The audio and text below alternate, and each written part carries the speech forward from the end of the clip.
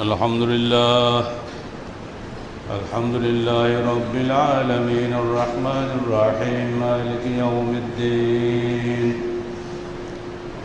يا أيها الذين آمنوا اتقوا الله حق تقاته ولا تموتن إلا وأنتم مسلمون يا أيها الناس اتقوا ربكم الذي خلقكم من نفس واحدة وخلق منها زوجها وبث منهما رجالا كثيرا ونساء واتقوا الله الذي تساءلون به والأرحام إن الله كان عليكم رقيبا يا أيها الذين آمنوا اتقوا الله وقولوا قولا سديدا يصلح لكم أعمالكم ويغفر لكم ذنوبكم ومن يطع الله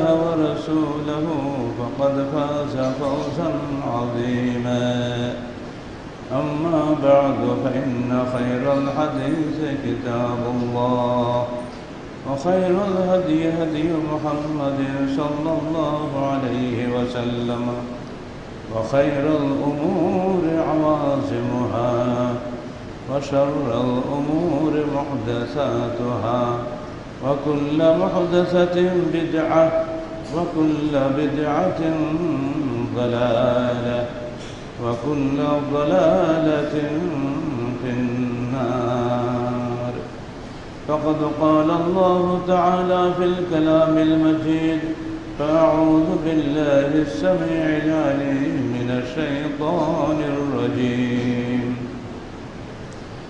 بسم الله الرحمن الرحيم اعلموا أنما الحياة الدنيا لعب ولهو وزينة وتفاخر بينكم وتكاثر في الأموال والأولاد كمثل غيث أعجب الكفار نباته ثم يهيج فتراه مصفرا ثم يكون حطاما وفي الآخرة عذاب شديد ومغفرة من الله ورضوان وما الحياة الدنيا إلا متاع الغرور سابقوا إلى مغفرة من ربكم وجنة عرضها كعرض السماء والأرض أعدت للذين آمنوا بالله ورسله ذلك فضل الله يؤتيه من يشاء والله ذو الفضل العظيم সূরা হাদীদ 20-21 আয়াত। যাবতীয় হামদ ও সানা আল্লাহ রাব্বুল আলামিনের জন্য এবং যাবতীয় দরুদ ও সালাত শেষ নবী মুহাম্মদ রাসূলুল্লাহ সাল্লাল্লাহু আলাইহি ওয়াসাল্লামের জন্য। পৃথিবীতে মানুষের মধ্যে আল্লাহ পাক দুটো দোষ এবং গুণ মিশ্রিত করে দিয়েছেন, যার মধ্যে দোষ বাতিল করে গুণকে উপরে রাখার ক্ষমতা আল্লাহ দিয়েছেন, তারাই এই দুনিয়াতে সুখী মানুষ।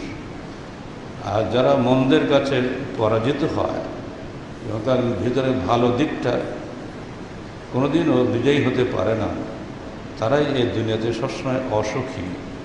তারা কখনোই এই দুনিয়াতে মানুষের কাছে, সমাজের কাছে, নিজের কাছে, এমনকি আল্লাহর কাছে সে ভালো থাকতে পারে না। কার্ল মার্কসের ডায়ালেকটিক মেথড আমরা পড়েছি, দ্বন্দ্ববাদ। মূলত এগুলো নতুন কিছুই নয়। মানুষের মধ্যেই আল্লাহ পাক দুটা প্রকৃতি সৃষ্টি করে দিয়েছে, একটা শয়তানিয়াত, একটা মুলুকিয়াত। নফসে আম্মারা মানুষকে সবসময় অন্যায় কাজ প্রলুব্ধ করে, আর সেটাই হলো শয়তানিয়াত। নফসে লাওয়ামা শয়তানি কাজ করলে ধাক্কা দেয় মনে, বিবেকের যে দংশন, এটা হলো নফসে লাওয়ামা। আর যাদের মধ্যে অধিকাংশ তার ভালো চিন্তাটা সবসময় বেশি থাকে, এরা হলো প্রশান্ত চিত্ত, নফসে মুতমাইন্না। ইয়া আইয়ুহান নাফসুল মুতমাইন্নাহ ইরজিই ইলা রাব্বিকা রাদিয়াতাম মারদিয়া, হে প্রশান্ত হৃদয়, তুমি তোমার প্রভুর পাশে ফিরে আসো সন্তুষ্ট চিত্তে, সন্তোষ ভাবনা অবস্থায়। এই প্রকৃতির মানুষের হচ্ছে দুনিয়ার সবচেয়ে উপরের লেভেলের মানুষ। নবী, রসুল, আউলিয়া কেরাম, তারা হলো ওই প্রকৃতির মানুষ। কিন্তু আমরা যারা সাধারণ মানুষ, আমাদের মধ্যে ভালো মন্দ সবসময় দ্বন্দ্ব চলছেই। আর এই মন্দটাকে চেপে রাখার জন্যই আল্লাহ পাকের প্রেরিত নবী রসুলগুনের মাধ্যমে আমাদেরকে হিদায়াত পাঠানো হয়েছে। কারণ মানুষ অজ্ঞ, সে জানে না তার ভবিষ্যতে কী আছে। শিক্ষিত হোক, অশিক্ষিত হোক, সকল মানুষই এক কথায় অজ্ঞ। 1 মিনিট পরে কি ঘটবে সে নিজে বলতে পারে না। অতএব হিসাব মতো সবাই অজ্ঞ। আর এই জন্য তাদেরকে আল্লাহর অভ্রান্ত সত্যের মুখাপেক্ষী হতে হয়। সেখানে যা কিছু বলা আছে ওগুলো বিশ্বাস করতে হয়। তার ব্যতিক্রম করলেই সে ক্ষতিগ্রস্ত হবে। আল্লাহ পাক এখানে দুনিয়াবী জীবনের একটা চমৎকার বাণীচিত্র অঙ্কন করেছেন। সূরা হাদীদে 20 ও 21 নম্বর আয়াতে 2 ধরনের বক্তব্য একসঙ্গে এসেছে, যেটা আপনাদের উপকারে লাগবে। আল্লাহ বলছেন, ই'লামু আন্নামাল হায়াতুদ দুনিয়া লাইবুন ওয়া লাহবুন ওয়া তাফাখুরুন বাইনান নাস ওয়া তাকাসুরুন ফিল আমওয়ালি ওয়াল আওলাদ। হে মানুষ, তোমরা জেনে রাখো, তোমাদের এই পার্থিব জীবনটা হচ্ছে খেলাধুলা, খেলতামাশা মাত্র। পরস্পরে অহংকার করা, পরস্পরে মাল সম্পদ এবং সন্তানাদের বড়াই করা। এটা কেমন? উদাহরণ দিয়ে আল্লাহ বোঝাচ্ছেন, কামাসালে গাইয়েছেন আজাবুল কুফার নাবাতুহু। মনে করো তোমার ক্ষেতে সুন্দর ফসল হয়েছে, লকলকে তরতাজা পুষ্পকলি, বা এখন যে আম হচ্ছে আপনাদের, এগুলো দেখে চাষা অত্যন্ত খুশি হয়। কুফার মানে এখানে কৃষক। আজাবাল কুফার নাবাতুহু, তার এই সুন্দর গাছের শস্য শ্যামল সুজলা সুফলা চেহারা দেখে কৃষক অত্যন্ত খুশি হয়। সুম্মা ইয়াহিজু, অতঃপর গাছ একসময় পাতাটা সব শুকিয়ে যায়, গাছে ফল থাকে না, পাতাও পড়ে যায়, শুধু ডালপালা সর্বস্ব হয়ে যায়। ফাতারাহু মুসফাররান, একসময় দেখা যায় সেরে হলুদ হয়ে গেছে, কিচ্ছু না, এই সবুজ কোথায়, হাওয়া হয়ে গেছে। সুম্মা ইয়াকুনু হুতামা, অবশেষে পুরো গাছটাই হয়ে পড়ে খড়কুটোর মতো, দেখতেই মন চায় না। আমড়া গাছ দেখেন না, যখন পাতা পড়ে যায় তো কেমন লাগে, মনে ফেলে দিই কেটে। যখন আবার পাতা গজায় বারবার দেখতে মন চায়। ওটারই উদাহরণ মনে মনে কল্পনা করে। অফিল আখিরাতি আযাবুন শাদীদ, তোমরা এই তোমার গাছের এই পড়ন্ত হলুদ চেহারাটা দেখো, আর তুমি তোমার জীবনটাকে মিলাও। তুমি যখন বাচ্চা হয়ে মায়ের গর্ভ থেকে ভূমিষ্ঠ হয়েছিলে, তো তোমাকে দেখে সবাই হেসেছিল, কি চমৎকার বাচ্চা হয়েছে। ছোট সন্তান দেখে খুশি হয় না, এমন কোনো মানুষ আছে বলে মনে হয় না। সে নিজের সন্তান হোক আর পরের সন্তান হোক, বাচ্চা দেখলে খুশি হয় না।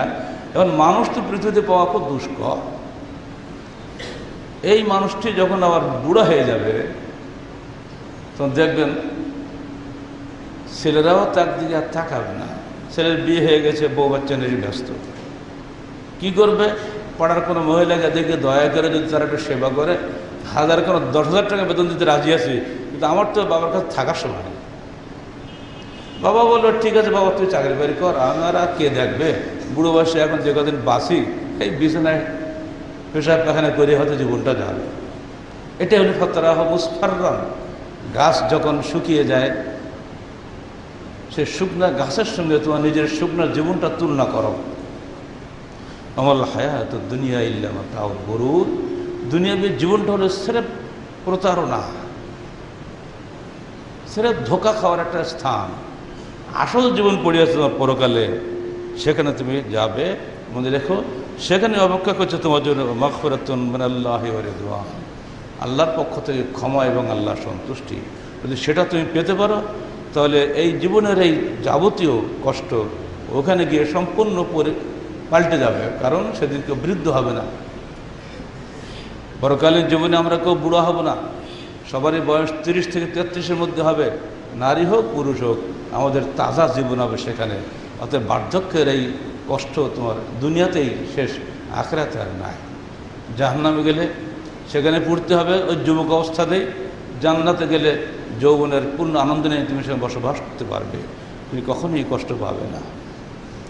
এবার আল্লাহ পাক আমাদেরকে ডাক দিয়ে বলছেন, সাবিকু ইলা মাগফিরাতিন মির রাব্বিকুম, হে মানুষ তোমরা প্রতিযোগিতা করো তোমার প্রতিপালকের ক্ষমা পাওয়ার জন্য, ওয়া জান্নাতিন এবং জান্নাত পাওয়ার জন্য, আরদুহা কাআরদিস সামাই ওয়াল আরদ, যার প্রশস্ততা আসমান ও জমিন পরিব্যাপ্ত, উইদ্দাত লিল্লাযিনা আমানু বিল্লাহি ওয়া রাসূলিহি, যা প্রস্তুত করা হয়েছে ওই সমস্ত মানুষের জন্য যারা আল্লাহ এবং তার রসুলদের উপরে বিশ্বাস স্থাপন করে। যালিকা ফাদলুল্লাহি ইউতিহি মান ইয়াশা, এটা আল্লাহ পাকের অনুগ্রহ, তিনি যাকে চান তাকেই দান করেন। আল্লাহু যুল ফাদলিল আযীম, তিনি মহা অনুগ্রহের মালিক। পরপর দুটি আয়াত সাজিয়ে দিয়ে এবার আপনি বলুন, মানুষের জীবনে আনন্দ বেদনা থাকবেই। ফাইন্না মা'আল উসরি ইউসরা, ইন্না মা'আল উসরি ইউসরা, কষ্টের পরে স্বস্তি আছে, কষ্টের পরেই স্বস্তি আছে। অর্থাৎ প্রত্যেকটা মানুষের জীবনে কষ্ট থাকবে, স্বস্তিও থাকবে। স্বস্তির সময় সে আনন্দে উদ্বেলিত হবে, কষ্টের সময় সে দুঃখে ভেঙে পড়বে। কিন্তু মুমিন ছাড়া, মুমিনরা কষ্টের সময় আল্লাহকে স্মরণ করে, আনন্দের সময়ও আল্লাহকে স্মরণ করে। কষ্টে পড়লে সে ইন্না লিল্লাহি ওয়া ইন্না ইলাইহি রাজিউন বলে, আনন্দে পড়লে সে আলহামদুলিল্লাহ বলে, তার কোনো কষ্ট নাই। কারণ আল্লাহর হুকুম না হলে আমার কষ্ট হয়নি, বা আল্লাহর হুকুম হয়েছে বলে আমি এখন আনন্দিত হয়েছি। অর্থাৎ কষ্ট এবং আনন্দ দুটোই মুমিনের জন্য মঙ্গলজনক। কিন্তু যারা মুমিন নয় তাদের দুঃখের শেষ নাই। এই প্রসঙ্গে আপনাদেরকে একটা হাদিস শুনিয়ে দিই। ওয়ান আনাসিন ক্বালা ক্বালা রাসূলুল্লাহ ক্বালা কাদামা রাসূলুল্লাহ সাল্লাল্লাহু আলাইহি ওয়াসাল্লাম আল মদিনা ওয়া লাহুম ইয়াওমান ইয়ালআবুনা ফীহিমা فقال ما هذان اليومان قالوا كنا نلعب فيهما في الجاهلية فقال رسول الله صلى الله عليه وسلم قد أبدلكم الله لكم بهما خيرا منهما يوم الأضحى ويوم الفطر رواه أبو داود بإسناد صحيح। হিজরতের পরে যখন তিনি মদিনায় গেলেন, দেখলেন সেখানকার লোকেরা বছরে 2 দিন আনন্দ মেলা করে। তিনি বললেন, তোমরা এগুলো কী করো এই দিনে? বলে, আমরা এই দিন খেলাধুলা করি, একটু আনন্দ করি। তখন তিনি সবাইকে ডেকে বলেন, দেখো কাদ আবদালাহুমুল্লাহু লাকুম বিহিমা খায়রাম মিনহুমা, আল্লাহ পাক তোমাদের জন্য এই 2 দিনের চাইতে উত্তম 2টি দিন দান করেছেন। ইয়াউমুল আযহা ও ইয়াউমুল ফিতর, ঈদুল ফিতর ও ঈদুল আযহা। বোঝা গেল মুসলমানের জন্য বিশেষ আনন্দ মেলা করার দিন হচ্ছে বছরে 2টা। আমরা অবশ্য 3-8টা বানিয়ে নিয়েছি, কিন্তু ওটা চলবে না। ঈদুল ফিতর, ঈদুল আযহা, এই আনন্দের প্রকৃতি এবং বৈশিষ্ট্য সম্পূর্ণ পৃথক। মুসলমানের আনন্দ হয় আখিরাত লাভের মধ্যে, পরকালীন মুক্তির চেতনার মাধ্যমে। আমরা যখন ঈদের দিন আসি, আগে কি করি? আগে আল্লাহর নামে ময়দানে 2 রাকাত সালাত আদায় করি, আমার উন্নত ললাট এই সবুজ ঘাসের উপরে লুটিয়ে দিয়ে আল্লাহর কাছে প্রার্থনা করি, সুবহান রাব্বিল আলা, সুবহান রাব্বিল আলা। আল্লাহ তুমি সবচেয়ে বড়, আল্লাহ তুমি সবচেয়ে বড়, তুমি মহাপবিত্র। সেখানে বসেই আমরা 2 রাকাত সালাত আদায় করি আর বলি, রব্বানা যালামনা আনফুসানা ওয়া ইল্লাম তাগফির লানা ওয়া তারহামনা লানাকুনান্না মিনাল খাসিরিন। শেষ বৈঠকে গিয়ে বলি, আল্লাহুম্মা ইন্নী যালামতু নাফসি যুলমান কাসীরান ওয়া লা ইয়াগফিরুয যুনুবা ইল্লা আনতা ফাগফির লি মাগফিরাতাম মিন ইনদিকা ওয়ারহামনি ইন্নাকা আনতাল গফুরুর রহিম। হে আল্লাহ, ইন্নী যালামতু নাফসি, আমি আমার নফসের উপর জুলুম করেছি, যুলমান কাসীরা, বহু অত্যাচার করেছি নিজের নফসের উপরে। ওয়া লা ইয়াগফিরুয যুনুবা, সেই সমস্ত গুনাহ মাফ করার মতো কেউ নাই, ইল্লা আনতা, আপনি ব্যতীত। ফাগফির লি, অতএব আপনি আমাকে ক্ষমা করুন, মাগফিরাতাম মিন ইনদিকা, আপনার নিকট থেকে বিশেষ ক্ষমা, ওয়ারহামনি, এবং আমার উপরে আপনি অনুগ্রহ করুন, ইন্নাকা আনতাল গফুরুর রহিম, নিশ্চয়ই আপনি ক্ষমাশীল ও দয়াবান। এই দোয়া করে যখন আমরা ঈদ শুরু করি, বলুন মনের মধ্যে কি কোনো পাপ চিন্তা আসে? আসে না। বেরিয়ে গিয়ে আমার ফেতরা দেয় গরিব মানুষের মধ্যে, যেন তাদের মুখে হাসি ফোটে, ফেতরার চাউল দিয়ে তাদের দুয়ারে দুয়ারে পৌঁছে যায়। ঈদুল আজহার দিন আমরা কোরবানি করি, গোশত কিন্তু সব খাই না, কমপক্ষে 3 ভাগের 1 ভাগ তো মানুষকে দেই। 1 কেজি গোশের দাম যেখানে 200, 300, 400 টাকা, ঈদের দিনকে আমাদের কেজির হিসাব আমরা করি না, টাকার হিসাব কেউ করে না। মানুষ দিয়ে আনন্দ পায়। এই যে ত্যাগের আনন্দ, এটাই হলো মূলত আনন্দ, অপার্থিব আনন্দ, পরকালীন মুক্তির আনন্দ, আল্লাহ কাদের ক্ষমা প্রাপ্তির আনন্দ। এই আনন্দই হলো মুসলমানের প্রকৃত আনন্দ, যে আনন্দ মানুষকে পার্থিবিক সুশ্রী দেয়, মানুষকে নষ্ট করে ফেলে, মানুষের মানবতাকে পরাজিত করে ফেলে। ওই আনন্দ মূলত কোনো আনন্দ নয়, ও সাময়িকভাবে চকলেট খাওয়ার মতো। চকলেটের কোনো উপকার আছে? ও ক্ষতি আর ক্ষতি। বাচ্চারা চকলেট খেতে পছন্দ করে, যতই চেষ্টা করে ও পাকা কলা খাবে না, কারণ পাকা কলা ওর উপকার আছে, ওটাও মিষ্টি, কিন্তু ওটা খাবে না, ও চকলেট খাবে। মানে মানুষের প্রকৃতি হচ্ছে মন্দের দিকে, অন্যের দিকে, খারাপের দিকে।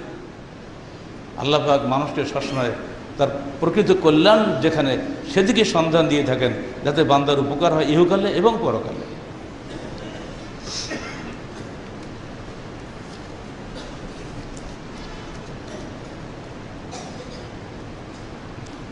মদ খেলে আনন্দ হয় না? যারা খায় তারা ভালো বলতে পারবে কতই যে আনন্দ লাগে। আল্লাহ তো জানে, আমরা তো খাই না, বলতেও পারি না, কি দেখি হয় না, কে খবর। মদ, জুয়া, পূজার বেদি এবং ভাগ্য তীর, এগুলো হারাম। মদের মাধ্যমে দৈহিক আনন্দ লাগে, আর জুয়ার মাধ্যমে অর্থনৈতিক লাভ হয়, টাকা পকেট ভরে, অবশ্য পকেট খালিও হয়, শুধু ভরে না। আর পূজার বেদিতে ছাগল গরু সব জবাই করে আমরা নজর নিয়াজ দেই, হাজত দেই, মুরগা জবাই করি, মনে করি যে আমার মরাপির মেলা খাইলো। আচ্ছা, ও তো কিছুই খায় না, খায় ওই সব ওই পীর ফকিরের যেসব খাদমরা আছে, বদমাশগুলো, এরাই সব খায়।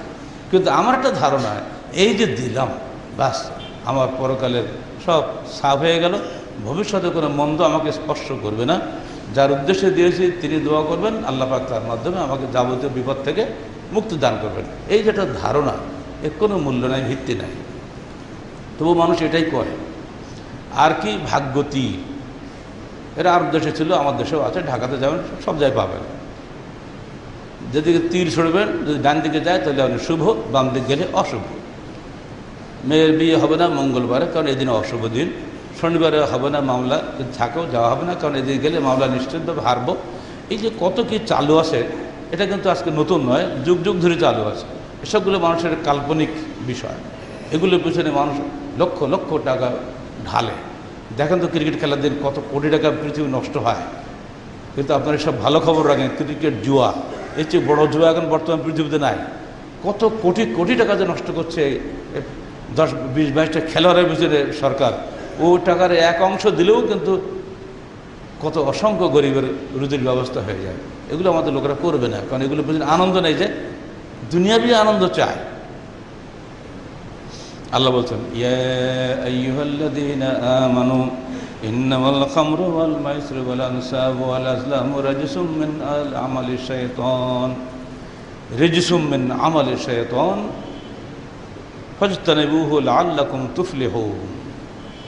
إنما يريد الشيطان أن يوقع بينكم العداوة والبغضاء في الخمر والميسر ويصدكم عن ذكر الله وعن الصلاة فهل أنتم منتهون।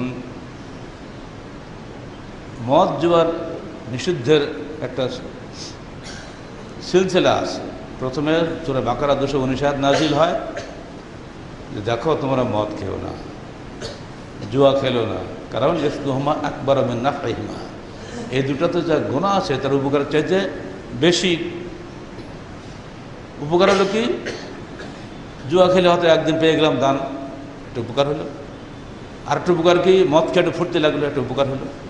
আল্লাহ বলছেন দেখো এই যে সাময়িক তুমি যে লাভ করছো, এর চেয়ে ক্ষতি তোমার খুব বেশি হচ্ছে, তুমি তো জানো না, তুমি মূর্খ।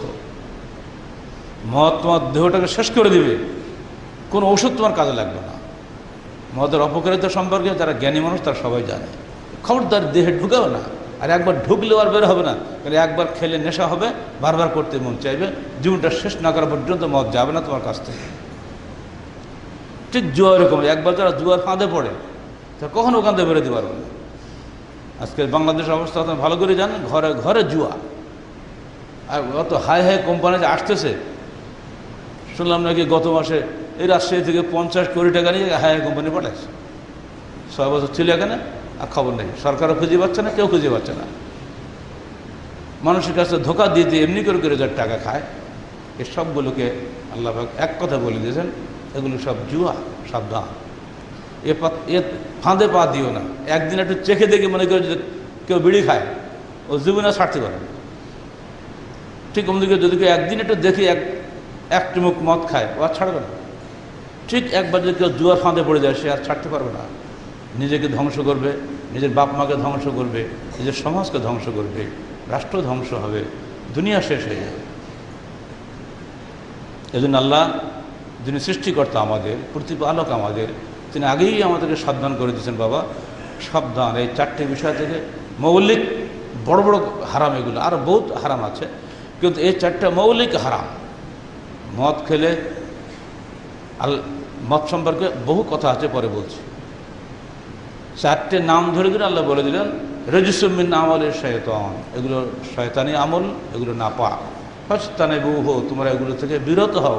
লাআল্লাকুম তুফলিহুন, তাহলে তোমরা অবশ্যই সফল কাম হবে।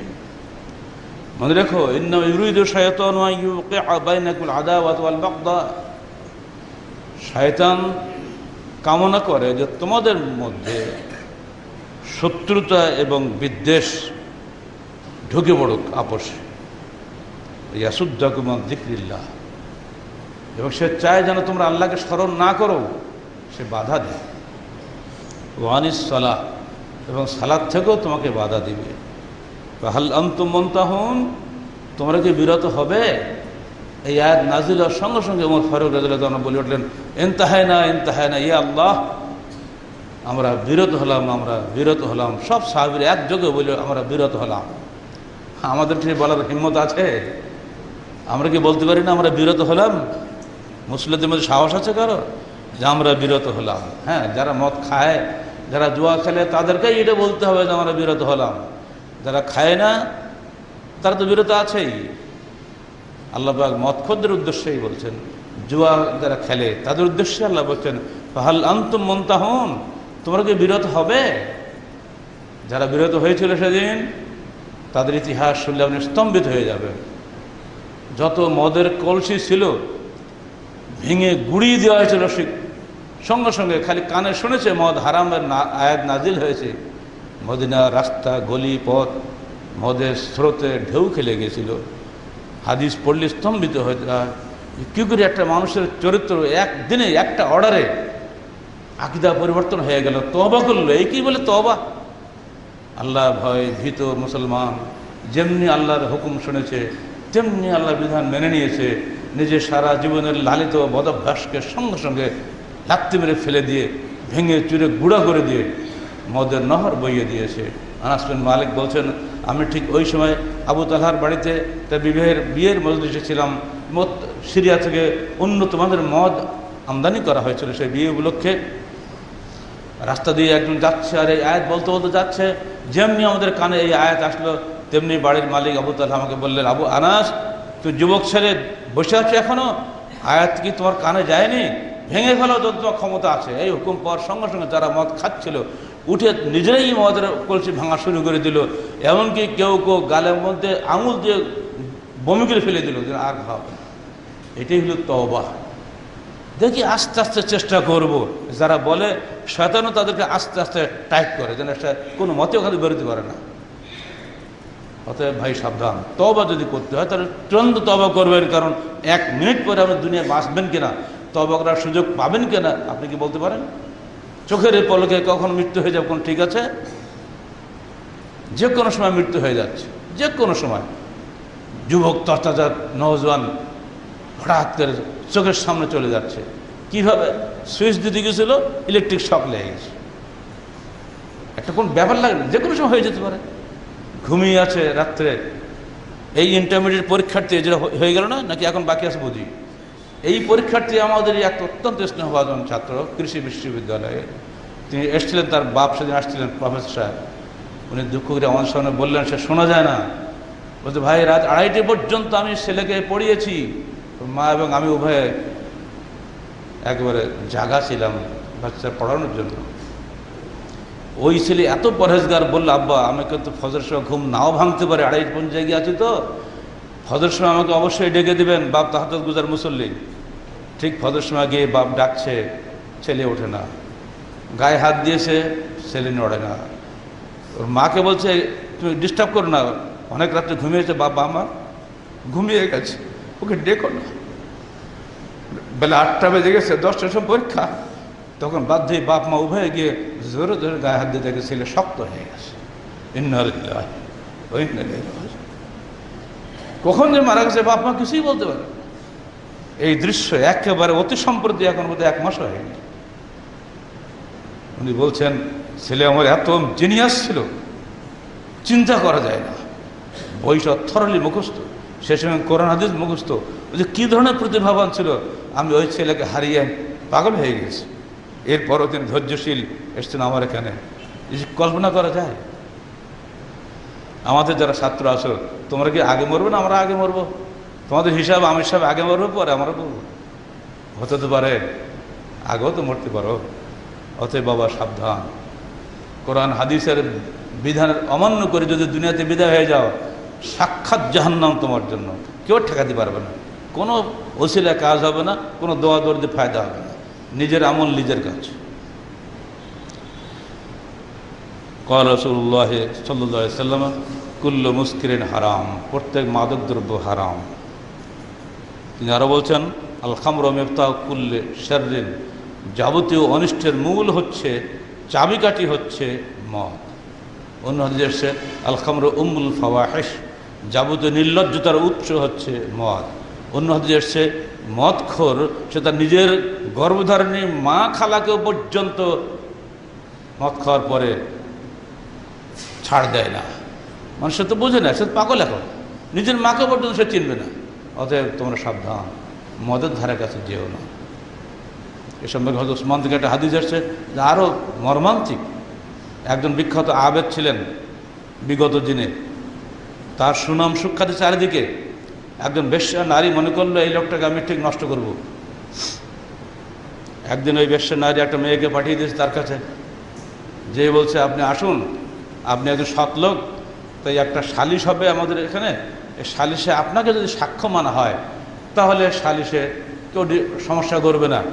তো এটা নেকির কাজ, আপনি একজন আবেদ মানুষ, আপনি কি আমাদেরকে সাহায্য করবেন না? হ্যাঁ ঠিক আছে, ভালো কাজ, যাবো না কেন। ডেকে নিয়ে গেছে। প্রথম গেট খুলেই ভিতরে ঢুকেছে, যে মেয়েটির সঙ্গে এসে ভিতরতে তালা দিয়ে দিয়েছে যাতে উনি বেরোতে না পারে। পরে গেট খুলে ঢোকানোর পরে আবার ভিতরতে তালা দিয়েছে। এমনি করে 3-4 গেট পার হয়ে গিয়ে ওই যে বেশ্যা মহিলা সুন্দর সাজগোজ করে বসে আছে, সেখানে গিয়ে হাজির হয়েছে। ওই আবেদ তোকে দেখি চম করছে, একই দেখুন আপনি পালাতে পারবেন না, সব বন্ধ। আমি আপনাকে দাওয়াত দিয়েছি আমার সঙ্গে জেনা করার জন্য। আস্তাগফিরুল্লাহ বললে কি?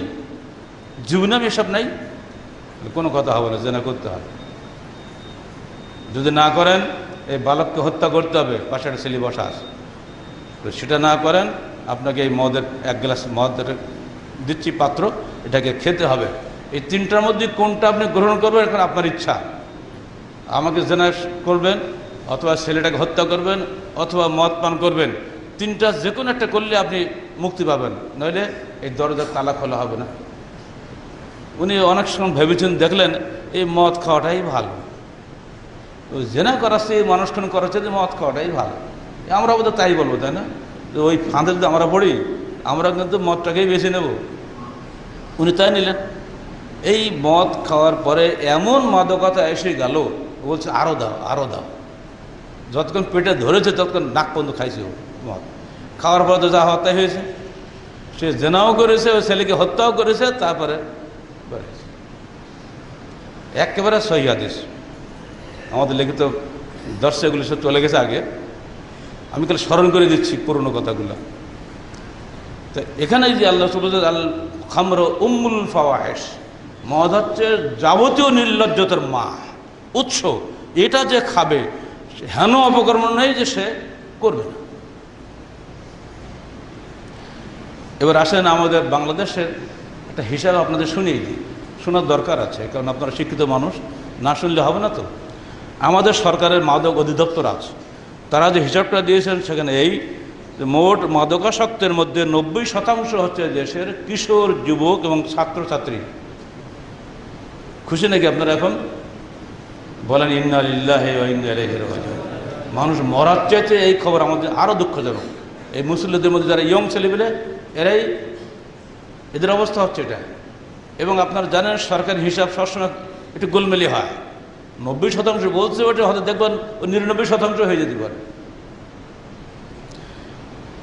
যাদের উনি সেখানে বলছেন যে আর এই মাদক সেবী যারা, এদের অধিকাংশ উচ্চশিক্ষিত। এটা আরো ভয়ঙ্কর খবর না?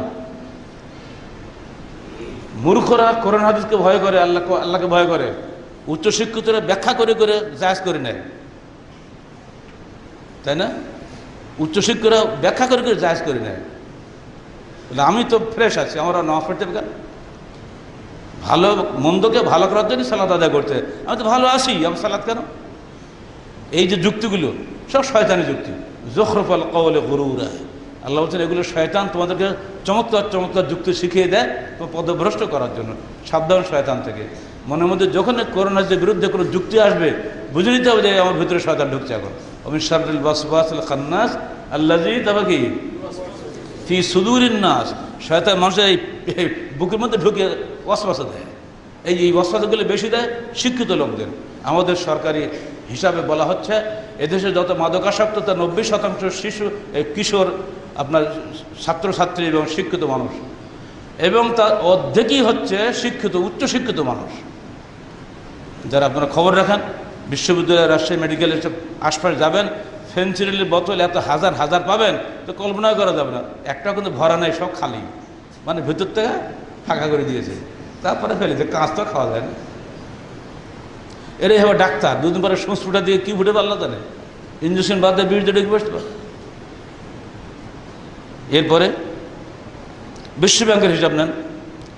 বিশ্বব্যাংকের হিসাব মতে বিশ্বের সকল আর্থিক ক্ষতির মধ্যে সিংহভাগ ক্ষতি হয় মদ ও জুয়ার কারণে। ক্রিকেট জুয়া যার শীর্ষে রয়েছে এখন। বিশ্বে প্রতিদিন 44,000 মানুষ তামাকের কারণে মরে, আর 50 লক্ষ মানুষ ধূমপানের কারণে মারা যায়, প্রতিদিনের হিসাব। আমরা মনে করি একটা সিগারেট টানতেলাম, কি এত হলো? এতই বোকা মানুষ। ওই ধোঁয়াটা তো নিকোটিন বিষ, নিজে বিষ টেনে নিচ্ছে আমি, এরপরও ভাবছি কতই না আনন্দ হলো। বুদ্ধির গোজায় ধোঁয়া না দিলে বুদ্ধি বের হয় না। অতএব একটু বুদ্ধি বের করার জন্য একটা সিগারেট খেলাম, তাও মাওলানা সাহেবরা তা একটু খেতেও দিবে না। জি না, ওটা আপনার ক্ষতির জন্য আমরা বলি, আপনার ক্ষতি হোক এটা আমরা চাই না। কেন খাবেন? ভবিষ্যৎ ভাববেন না? আল্লাহ তো নিষেধ করেছেন, লা তুলকু বিআইদিকুম ইলা তাহলুকা, সূরা বাকারা 195 আয়াত। তোমরা নিজেদেরকে ধ্বংসে নিক্ষেপ করো না। আমরা কি নিজেরা ধ্বংসে নিক্ষেপ করছি নিজেদেরকে? মদ খেয়ে, জুয়া খেলে, ধূমপান করে নিজেদেরকে নিজেরা ধ্বংসে নিক্ষেপ করছি। এবং আরও আশ্চর্যের বিষয়, এই যারা ধূমপান করে 20% মহিলা।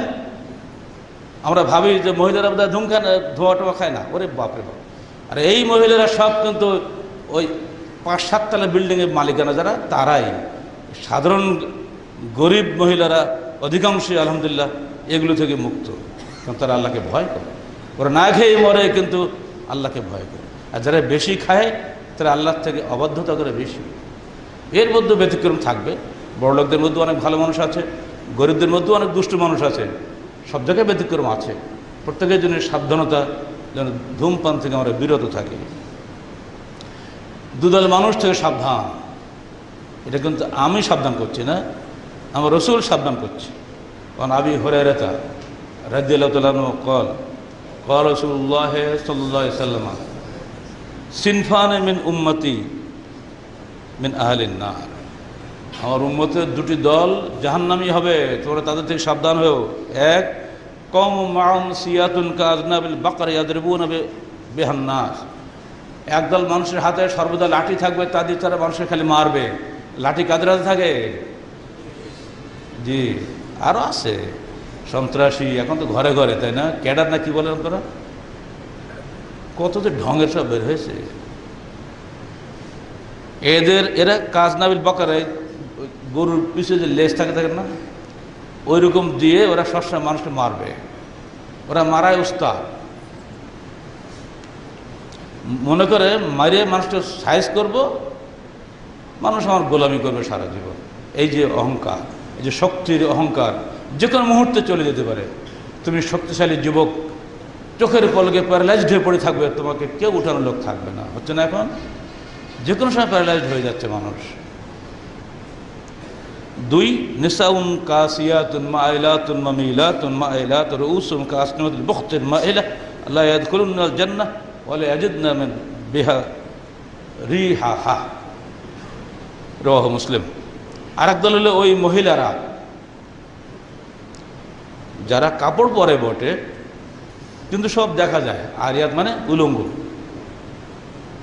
মামিলা মানুষকে নিজের দিকে আকর্ষণ করে, মায়েলা নিজেরা অন্যের দিকে আকৃষ্ট হয়, রুউসুম কাসনাতুল বুখতে মাথায় ঝুঁটি অর্থাৎ চুলগুলো সব মাথার উপর দিয়ে উঁচু করে হাঁটে, ডাঁটে চলে। ওটাকে আমরা কি বলি? আপনাদের ভাষা থাকবে, আমার দরকার নেই। ওয়ালা ইয়াজিদনা রিহাহা, এরা লা ইয়াদখুলুনাল জান্নাহ ওয়ালা ইয়াজিদনা রিহাহা, এরা কখনোই জান্নাতে প্রবেশ করবে না এবং জান্নাতের সুগন্ধিও পাবে না। মুসলিম শরীফের হাদিস। অতএব নারী এবং পুরুষ উভয় পক্ষ সাবধান। পুরুষ শক্তির জোর খালি পিটাবে, বউ পিটাবে, মানুষ পিটাবে, এটা চলবে না। আর নারী বেহায়াপনা দিয়ে পুরুষকে আকৃষ্ট করবে, এটাও চলবে না। এই দুটি কারণেই তোমরা জাহান্নামী হবে। এই দুটি দলকে আল্লাহ রাসূল বিশেষ করে নাম ধরে সাবধান করেছেন। বিয়ে শাদী যারা করবে, ঘর বাড়ি দেখি করবে, শুধু সুন্দরীর চেহারা দেখবে না, ডিগ্রি দেখবে না, টাকা পয়সা আল্লাহ শ্বশুর দেখবে না। দেখবে যে মেয়েটি তোমার বাড়িতে আসবে বউ হয়ে, সে মেয়েটি দিনদার কিনা, পরহেজগার কিনা, সে পর্দায় থাকে কিনা, কোনটা ভালোবাসে খেয়াল করবে। এগুলো কিভাবে আপনি করবেন? একদল লোক এগুলো মানুষের মধ্যে ছড়িয়ে দেয়। রাসূলুল্লাহ সাল্লাল্লাহু আলাইহি সাল্লাম যখন দিনের দাওয়াত নিয়ে মক্কায় অলিতে গলিতে ঘুরতে থাকলেন, বিশেষ করে কাবাগিরির পাশে বসে যখন দাওয়াত দিতেন, তখন যাতে মানুষ তার দাওয়াত শুনতে না পায়, এজন্য আনাস বিন নদর, সব চাচার গোষ্ঠী, সব ওলীদ বিন মুগীরা, এই সমস্ত বড় বড় কোটিপতিরা ইরাকের হীরা নগরী থেকে নর্তকী খরিদ করে নিয়ে আসতো, গান বাজনা বাজাতো তারা এসে, এবং নাচ গান করত, যাতে মানুষ ওই নাচ গানে মেতে যায়, কেউ যেন কোরআন হাদিস না শোনে। সমাজের যারা ধনিক শ্রেণী, ব্যবসায়িক শ্রেণী, তারা এগুলো করত।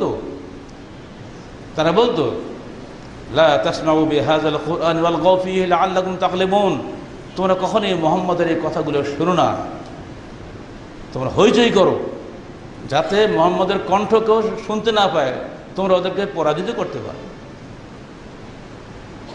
এটা হচ্ছে সূরা হামিম সাজদার আয়াত। এবার সূরা লোকমান আল্লাহ কি বলছেন? ওয়া মিনান নাসি মান ইয়াশতারি লাহওয়াল হাদিস লিইউদিল্লা আন সাবিলিল্লাহি বিগাইরি ইলমিন ওয়া ইয়াত্তাখিযা হুজুয়া উলাইকা লাহুম আযাবুম মুহিন। মানুষের মধ্যে একদল মানুষ আছে যারা লাহওয়াল হাদিস খরিদ করে, খেল তামাশা খরিদ করে নিয়ে আসে, যাতে মানুষ আল্লাহর পথ থেকে বিচ্যুত হয়ে যায়, লিইউদিল্লা আন সাবিলিল্লাহ, পথভ্রষ্ট হয়ে যায়। বিগাইরি ইলমিন, অজ্ঞতা বসে, সে জানে না যে কি পাপ সে করে যাচ্ছে। আল্লাহ বলছেন, দেখো, উলাইকা লাহুম আযাবুম মুহিন, এইসব মানুষের জন্য মর্মান্তিক শাস্তি অপেক্ষা করছে। যারা সমাজের কিছু ক্ষমতা আছে, তারা যদি তাদের ক্ষমতাকে আল্লাহর পথে ব্যয় না করে শয়তানের পথে ব্যয় করেন, তার শাস্তি হলো এটা। লাহওয়াল হাদিস খরিদ করে এনে তরুণ যুবশক্তিকে ধ্বংস করবেন না, মা বোনদের, ছোট ছোট বাচ্চা কচি মেয়েদেরকে ধ্বংস করবেন না। মদ, জুয়া, হাউজি ইত্যাদি আমদানি করে যুবশক্তিকে ধ্বংস করে সমাজকে ধ্বংস করা হবে। সমাজ যদি ধ্বংস হয়ে যায়, যুবশক্তি যদি ধ্বংস হয়ে যায়, সমাজ কাদের নিয়ে চলবে? ওরাই তো আমাদের ভবিষ্যৎ। তারা যদি নষ্ট হয়, চুরি করবে, শেষরামি করবে, গুন্ডামি করবে, ডাকাতি করবে, জেনা ব্যবচারী করবে, তখন মুরব্বীরা কী করবে? কোনই করে ক্ষমতা নেই। অতএব হে সমাজ নেতা, হে রাষ্ট্র নেতা, সাবধান হও। কৈফিয়ত তোমাদেরকে আমাদের চেয়ে আল্লাহর কাছে বেশি দিতে হবে। আল্লাহ পাক তোমাদেরকে ক্ষমতা দিয়েছেন সমাজ শাসন করার, রাষ্ট্র শাসন করার পরীক্ষার জন্য। পরীক্ষা যদি তুমি ব্যর্থ হয়ে যাও, তা ইহকালও হারাবে, পরকালও হারাবে। ইহকালে হয়তো 5টা পয়সা পাবে, 5টা মুসলিমের ঘরও আছে, কাফের ঘরেও পয়সা আছে, মুসলমানের ঘরেও পয়সা আছে। পয়সা দিয়ে কোশ্চেন করে পরকাল খরিদ করা যায় না। ওখানে নিজের ঈমান এবং আমল দিয়ে পরকাল খরিদ করতে হয়। কি দিয়ে এগুলো প্রতিরোধ করবেন? যা দিয়ে আমার রসুল প্রতিরোধ করেছিল আমাদেরকে তাই দিয়ে প্রতিরোধ করতে হবে, অন্য কোনো কিছুই চলবে না। আজকাল পত্রিকায় প্রায় দেখা যায় মাদককে না বলুন, দেয় না পত্রিকা? ওই না বলুনের ছবি তুলে ওরাই বহু শয়তানি মামলা থেকে বেঁচে যায়। একটা ঘুষখোর, সমাজের একটা বাজে ছেলে, সন্ত্রাসী গুন্ডা যদি না বলনের মধ্যে চেহারাটা দিতে পারে, ওই চেহারাটা যদি তাকে কোর্টে গিয়ে দেখানো হয়, কোর্ট তার জামিন দিয়ে দেবে না। সেটা তো আসলেই ভালো, সে মাদককে না বলেছে। আসলে না বলা বলতে কিছু আছে যদি আল্লাহকে ভয় না করা হয়? আমি না বললাম আজকে, কালকে হাসুর করলাম, ক্ষতি কি? আল্লাহকে ভয় করে যে ব্যক্তি না বলে, সেই নাটা টিকে থাকে। কাউকে দেখি না বলে ছবি তুলে দিয়ে কোনো লাভ হবে না। আমার রসুল কীভাবে করেছেন দেখেন। একটু আগে তো আপনি শুনলেন মদিনার খবর, কীভাবে মদের কলজি ভেঙেছিল সাহাবায়ে কেরাম। আর এবার দেখেন মক্কাতে আল্লাহ রসুল দাওয়াত শুরু করলেন। দাওয়াত যারা গ্রহণ করলো তাদেরই মধ্যে তো ছিলেন। সেখান থেকেই সেই মদখোর বংশ থেকেই তো সৃষ্টি হয়েছে বড় বড় সাহাবী, তাদের নাম শুনলে শরীর কেঁপে ওঠে। ওমর ফারুকের নাম শোনেন নাই? ওই সমস্ত পরিবেশ থেকে তো ওনারা উঠে আসছেন। যখন তাদের কাছে আল্লাহর বাণী শুনেছেন, তখন তাদের অন্তর কেঁপে গেছে যে না, আমার দাদা তো দুনিয়ায় বেঁচে নেই, আমার বাপ তো দুনিয়ায় বেঁচে নেই, আমাকেও তো দুনিয়াতে চলে যেতে হবে। অতএব মোহাম্মদ যা বলছে এটাই সত্য, আমাকে ওটা মেনে চলতে হবে। ছাড়াও ও সমস্ত গান বাজনা, ওটা দিয়েই তো আমার কোনো পরকালে কাজে লাগবে না। প্রতিরোধের সবচেয়ে বড় উপায় হলো ধর্মীয় মূল্যবোধ সৃষ্টি করা। ধর্মীয় মূল্যবোধের মাধ্যম ছাড়া কোশ্চিনকালে মাদকদ্রব্য, জুয়া খেলা ইত্যাদি থেকে মানুষকে ফেরানো যাবে না। তখন জাবের ইবনে আব্দুল্লাহ قال قال رسول الله صلى الله عليه وسلم। এবার শোনেন হাদিস, এখানে তো আমরা সব কোরআন হাদিস বলছি, অন্য কিছু বলছে কি? শোনেন, কারণ জাবের ইবনে আব্দুল্লাহ قال قال رسول الله صلى الله عليه وسلم। এটা কি আপনাদের সৌভাগ্য নয়? 1000 বছর আগে আমার রসুল যে বাণী দিয়ে গেছেন, সেগুলো আজকে আপনাদের সামনে পড়ে শোনানো হচ্ছে। এটা কি আপনারা আনন্দ পান না? আনন্দ পেলে কি ঘুম আসে? বাপ মরে যাচ্ছে, যদি কোনো ওসিয়াত করে ওই সময় যদি ছেলে ঘুমায়, ওই ছেলেকে কি বলতে হবে? আমার রসুল দুনিয়াতে বিদায় হয়ে যাচ্ছেন, আপনাদেরকে দাওয়াত দিয়ে যাচ্ছেন, বাবা এই কাজগুলো করো। সেটি তো আপনাদের শোনাচ্ছি। ইন্না আলাল্লাহি আহাদান লিমান ইয়াশরাবু সাকারা মুসকারা আই ইউসকিয়াহু মিন তিনাতিল খাবার। শুনে রাখো হে আমার উম্মত, আল্লাহ পাক নিজের উপরে প্রতিশ্রুতি নিয়েছেন যে আমি অবশ্যই মদখোরকে কিয়ামতের দিন তিনাতুল খাবাল থেকে পান করাবো। ক্বালু ইয়া রাসূলুল্লাহ মা হিয়া তিনাতুল খাবাল? হে আল্লাহ রসুল, তিনাতুল খাবাল কি জিনিস? ক্বালা আরাকু আহলিন নার ওয়া উসারাতু আহলিন নার, রাওয়াহু মুসলিম। এটা হলো জাহান্নামবাসীদের দেহ থেকে যে ঘাম বেরোবে এবং তাদের রক্ত মাংস পুড়ে যে পচা দুর্গন্ধযুক্ত পুঁজ বের হবে, ওইগুলো খাওয়ানো হবে মদখোরদেরকে। যারা দুনিয়ায় মদ খেয়েছিল, আখিরাতে তাদেরকে এগুলি খাওয়ানো হবে। খেতে পারবে ছেলেরা? আল্লাহকে ভয় করো। আমার রসুল কোনো মিথ্যা কথা বলেন না, কোরআন হাদিসে মিথ্যা নাই। যা বলা হচ্ছে এটা অবশ্যই সত্য এবং এটা হতেই হবে যদি তুমি মদখোর হও। ওয়ান ইবনে উমর রাদিয়াল্লাহু আনহু قال قال رسول الله صلى الله عليه وسلم من شرب الخمر لم يقبل الله له صلاة 40 صباحا রাওয়াহু তিরমিজি বিসনাদিন সহিহ। যে ব্যক্তি দুনিয়াতে মদ খেলো, এরপরে যদি সে নাও খায়, তথাপি 40 দিনের সালাত তার কবুল হবে না। অর্থাৎ 40 দিন সালাতের নেকি সে পাবে না। অতএব ভাই সাবধান। কিভাবে এত দূর করা যাবে? প্রথম কথা আমরা বলেছি, ধর্মীয় মূল্যবোধ জাগিয়ে তোলা ব্যতীত এগুলো থেকে মানুষকে ফেরানোর কোনো সুযোগ নাই। 2 নম্বর, রাষ্ট্রীয় প্রতিরোধ। এ বিষয়ে হাদিসে এসেছে, যে ব্যক্তি মদ খায় তাকে 80 বেত্রাঘাত করো। বাংলাদেশে ইসলামী আইন নেই, 80 বেত্রাঘাত করবেও না, বরং উল্টা রাষ্ট্রই অনুমতি দিচ্ছে এগুলো তত বড় করো, তাই না? ভোট দিয়ে যাদেরকে আপনারা নেতা বানাইলেন তারা মাশাআল্লাহ প্রকাশ্যে না হলেও গোপনে সবাই এর সহযোগিতা করছেন। ফলে আনন্দ মেলার নামে যা হচ্ছে, মানুষকে হত্যার মেলা শুরু হয়ে যাচ্ছে। সর্বত্র সারা দেশে এরকমভাবে চলছে। সাবধান। রাষ্ট্রীয় প্রতিরোধ দুর্বল হওয়ার কারণে আজ আমাদের জীবনে এত ক্ষতি হয়ে যাচ্ছে। মানুষ হয় আল্লাহকে ভয় করবে না রাষ্ট্রকে ভয় করবে, তাই না? এই আল্লাহর ভয় কমে যাচ্ছে আর রাষ্ট্রকে ভয়ের কোনো সুযোগ নেই, কারণ আমি নিজেই তো রাষ্ট্র চালাই, আমি নিজেই অনুমোদন দিচ্ছি, আমি নিজেই এখানে কিছু পয়সা ভাগ পাবো। 2 নম্বরের সামাজিক প্রতিরোধ। সমাজে যদি ধর্মীয় সমাজ তৈরি হয়ে যায়, আমাদের মুরব্বীরা যদি সবসময় এর বিরুদ্ধে বলেন, মায়েরা যদি বলেন বাবা এগুলো করতে হয় না, এগুলো আখেরাতে তো জাহান্নামে চলে যাবে, তোমার কারণে বাবা আমি বাপ মা আল্লাহর কাছে ধরা পড়বো, এগুলি করো না। বাপ মা যদি বলে, মুরব্বীরা যদি বলেন, প্রতিবেশী ভাইরা যদি সবসময় এগুলোর বিরুদ্ধে প্রচারণা চালান, ইনশাআল্লাহ আস্তে আস্তে ছেলেদের অন্তর থেকে এই অন্যায় প্রবণতা দূর হয়ে যাবে। 3, আদর্শ যুব সংগঠনের সঙ্গে মিলে থাকবেন। ওয়াকুনু মা সাদিকিন। আল্লাহ বলছেন তোমরা সবসময় সত্যবাদীদের সঙ্গে থাকো। অর্থাৎ যে সমস্ত যুব সংগঠন কোরআন হাদিস মতে দুনিয়ায় চলার জন্য শপথ গ্রহণ করেছে তাদের সঙ্গে চলতে হবে দুনিয়াতে। কারণ ক্বালা রাসূলুল্লাহ সাল্লাল্লাহু আলাইহি ওয়াসাল্লাম আল মারউ মা'a মান আহাব্বা। কিয়ামতের দিন মানুষ তার সঙ্গেই উঠবে যাকে সে দুনিয়াতে মহব্বত করতো, ভালোবাসত। যদি সুন্দর আদর্শবাদী যুব সংগঠনের সঙ্গে তুমি থাকতে পারো, তাহলে কিয়ামতের দিন তুমি তাদের সঙ্গেই উঠবে। আর যদি সন্ত্রাসীদের ক্যাডারদের সঙ্গে থাকো, তুমি তাদের সঙ্গে উঠবে। মদখোরদের সঙ্গে থাকলে মদখোরদের সঙ্গে উঠবে, উঠে জাহান্নামে চলে যাবে। এটা কি কেউ চায় নাকি? কেউ চায় না।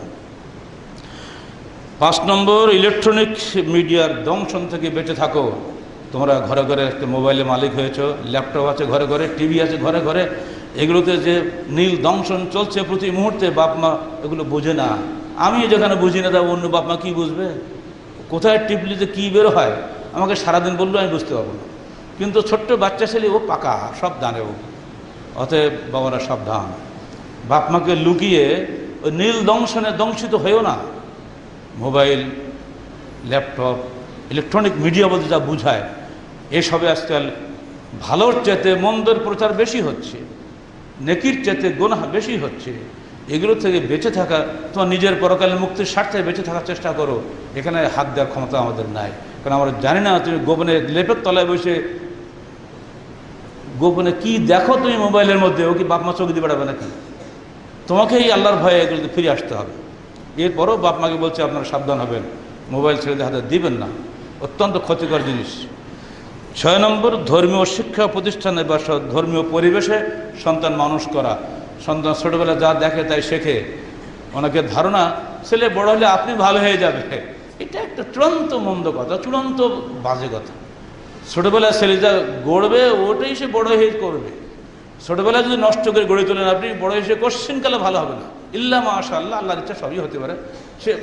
সে কোটিতে একটা হবে কিনা সন্দেহ, ওটা নিয়ে চিন্তার কারণ নেই।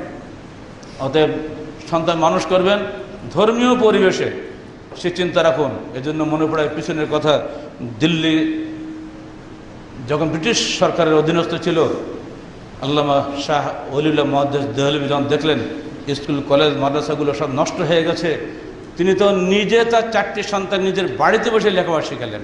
শুধু কোরআন হাদিস শেখা নেই, তিনি বীজগণিত, জ্যামিতি, অঙ্ক, ভূগোল পর্যন্ত শিখেছেন, সব ইতিহাসে আছে। তার ছেলেরা কোনোদিনও কোনো বাইরে পড়াশোনা করেনি, অথচ তারাই হলো উপমহাদেশের হাকিমুল উম্মাহ, উম্মতের শ্রেষ্ঠ জ্ঞানী বলে পরিচিত ব্যক্তি। এই বাপ এবং 4টি ছেলে, তারাই প্রথম কোরআনের তাফসীর করেছেন, তারাই প্রথম এদেশে জিহাদ এনেছেন। বালাকোটের সিপাহ সালাহ ছিলেন তাঁরই পৌত্র আল্লামা আব্দুল গনির ছেলে শাহ ইসমাইল শহীদ রাহিমাহুল্লাহ। এই মানুষ তৈরি করার জন্য সুন্দর পরিবেশটা আগে দিতে হবে। এই যেখানে সুন্দর পরিবেশ আসতে বলে আপনি মনে করেন সেখানে সন্তান লেখাপড়া শিখাবেন, নইলে শুধু MA বাস করবে, লাখ লাখ টাকা কামাই করবে, এই চিন্তা যদি কোনো বাপের মধ্যে থাকে, ওই বাপ আল্লাহর তকদিরকে অবিশ্বাসী। প্রত্যেকটা সন্তানের তকদিরে নিয়ে দুনিয়াতে এসেছে, তার রুজির ব্যবস্থা আল্লাহ তাকে করে দিয়েছেন। আপনি বাপ হতে পারেন কিন্তু তার রুজির মালিক নন। পরিশেষে আপনাদের সবাইকে আবার স্মরণ করে দিই ভাই, মানুষের আনন্দ হলো প্রকৃত পরকালের মুক্তির আনন্দ, দুনিয়ার সাময়িক আনন্দ প্রকৃত আনন্দ নয়। আনন্দ কোনো মেলা নয়, আনন্দ সাময়িক একটা ব্যাপার। এই আমি আনন্দে আছি, এই আমি দুঃখে থাকবো।